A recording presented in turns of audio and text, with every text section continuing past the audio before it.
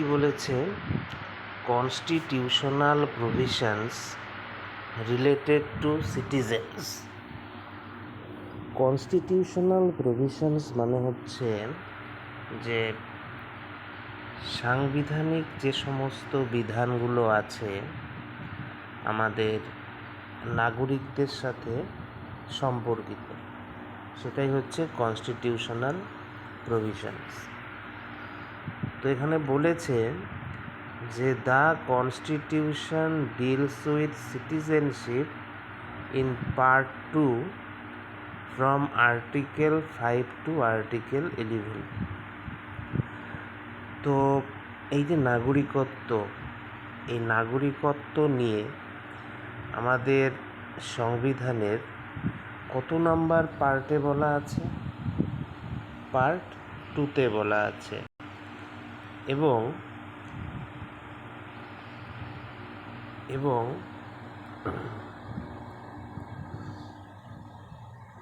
একটা জিনিস হচ্ছে যে পার্ট 2তে আমাদের সংবিধানের পার্ট 2তে এই নাগরিকত্বের বিষয় নিয়ে আলোচনা করা হয়েছে। এবং আর্টিকেলস কত থেকে কত? From article 5 to article 11। অর্থাৎ আর্টিকেল 5 থেকে আর্টিকেল 11, এই কয়টা আর্টিকেল হচ্ছে নাগরিকত্ব নিয়ে বা নাগরিকত্বের বিষয়ে ভারতীয় সংবিধানের পার্ট 2তে আলোচনা করা হয়েছে। তাহলে মনে রাখতে হবে আমাদের যে part 2 is equal to citizenship, মানে সংবিধানের পার্ট 2তে সিটিজেনশিপ নিয়ে আলোচনা করা হয়েছে, is equal to article 5 to 11। তার মানে আর্টিকেল কত থেকে কত? Article 5 to 11। তারপরে বলেছে however it does not contain permanent or elaborate provisions related to citizenship. মানে সংবিধানে এই সিটিজেনশিপ নিয়ে বা নাগরিকত্ব নিয়ে পার্মানেন্ট অর এলাবোরেট মানে স্থায়ী অথবা বিস্তারিত কোনো প্রভিশনস নেই। সংবিধানে এই সিটিজেনশিপ নিয়ে পার্মানেন্ট অথবা এলাবোরেট কোনো নিয়ম নেই। অর্থাৎ কি, সংবিধান শুধু শুরুতে কারা নাগরিক হবে তা বলেছে, কিন্তু ভবিষ্যতে নাগরিকত্ব কীভাবে পাবো, ভবিষ্যতে কীভাবে নাগরিকত্ব হারাতে পারে, এই সমস্ত নিয়ম কিন্তু দেয়নি। এটাই বলেছে, however it does not contain permanent or elaborate provisions related to citizenship. তারপরে কি বলেছে যে সিটিজেনশিপ অ্যাট কমেন্সমেন্ট। এবার এই সিটিজেনশিপ অ্যাট কমেন্সমেন্ট কি বলছে? This part identifies persons who became citizens at the commencement of the constitution. এটা কি মানে? Citizenship at commencement. আবার দিস পার্ট বলতে এই পার্ট 2 এটা আইডেন্টিফাইজ করে সেই সমস্ত পারসনসদেরকে হু বিকেম সিটিজেন্স, যারা নাগরিক হয়েছিল, at the commencement of the constitution. এই কমেন্সমেন্ট অফ দ্য কনস্টিটিউশন মানে হচ্ছে সংবিধান কার্যকর হওয়ার সময়টাকে বলা হয়। তা কবে সংবিধান কার্যকর হয়েছে? আমরা জানি সংবিধান কার্যকর হয়েছে 1950 সালের 26শে জানুয়ারি। তো এই যে সময়টা, এই সময়ে কারা ভারতের নাগরিক হবে, পার্ট 2তে সেই ব্যক্তিদের চিহ্নিত করা হয়েছে। তাহলে মনে রাখতে লাগবে যে কমেন্সমেন্ট অফ কনস্টিটিউশন বলতে 26 জানুয়ারি 1950 কথা বলা হয়েছে।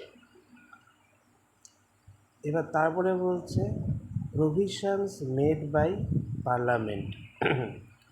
Provisions made by parliament, parliament কি কি বিধান তৈরি করেছিল। আচ্ছা, the provisions related to acquisition. Acquisition মানে হচ্ছে কিভাবে অর্জন করা যাবে বা অর্জন সম্পর্কিত যে সমস্ত বিধান। কিসের অর্জন?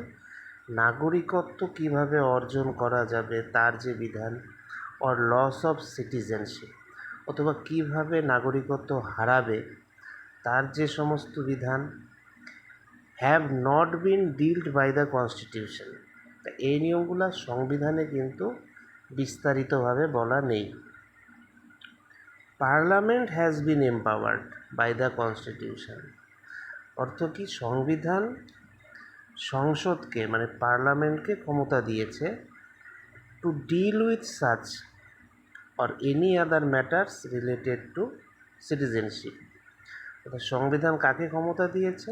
সংসদকে ক্ষমতা দিয়েছে যাতে সংসদ নাগরিকত্ব সম্পর্কিত যে আইন সেটা তৈরি করতে পারে।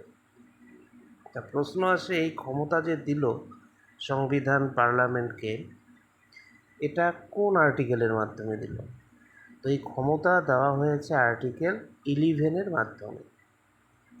আর্টিকেল 11-এর মাধ্যমে।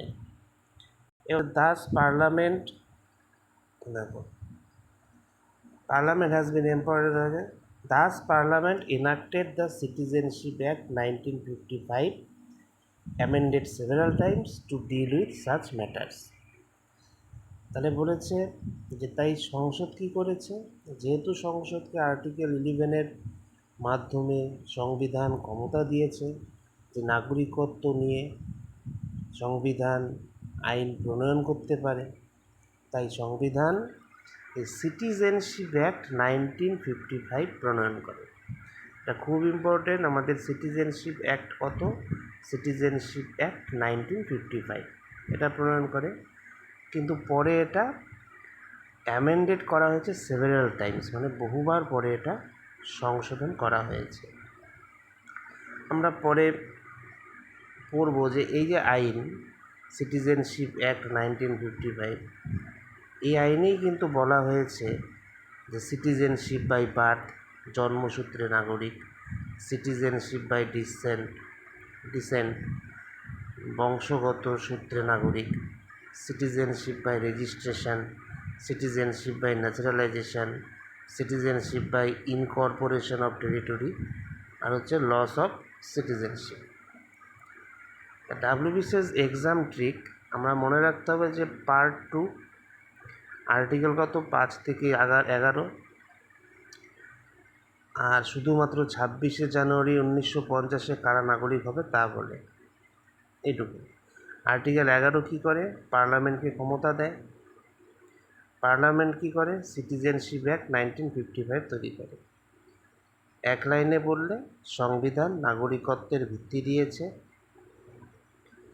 আর সিটিজেনশিপ অ্যাক্ট 1955 নাগরিকত্বের বিস্তারিত নিয়ম দিয়েছে।